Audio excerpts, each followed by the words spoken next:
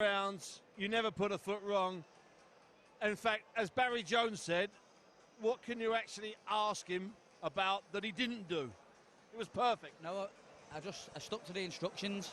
I've been with Joe about 10 weeks now, and he's been drilling instructions into me. Do this, do that. Just little minor things, like you can see today. As I was going left up to the body, I normally stand there. Now and again, I'll get caught with the left up back to the head if they'll block their left up. And I was rolling out, and just just minor things, like instead of coming out with my hands here, I'm coming out nice and tight and relaxed and moving out nice. I felt good. When you were catching him in the early rounds with the body shots, it didn't seem to be bothering him. It was the head shots in the first 5 or 6 rounds that seemed to be hurting him. I mean, if that's the right word to use.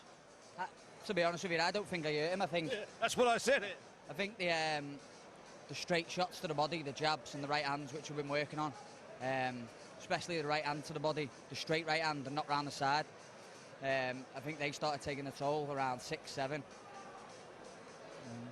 Now, Joe, you talked yesterday on the show about not tinkering too much, having a look, just doing it slowly. You've had a 30 minutes tonight of a good guy and constantly having to work. What have you seen tonight that you need to go back and work on?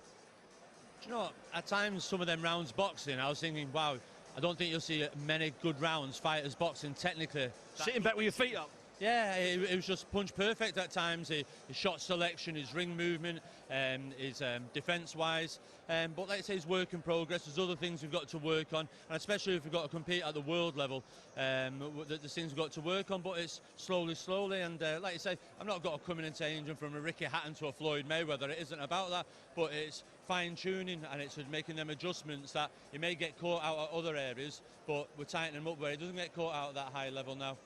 Now, before we talk about the various world title options, you'd like him out again, possibly on that November 26th show down in Cardiff? Yeah, listen, that was Paul's second fight this year. Yeah. Good 10 rounds under the belt. I'd love him to be out again November the 26th. Another fight similar to this, and then it's like, right, let's go 2017. Let's see what about. There's a lot of action going on with the titles from now till Christmas. See how the land lies, how the dust settles, and see what happens with McDonald. Is he still champion? Whether Haskins is still champion? They're the type of fights that we're looking for, Steve. But ideally, I'd love another outing with him and ready to go then after that.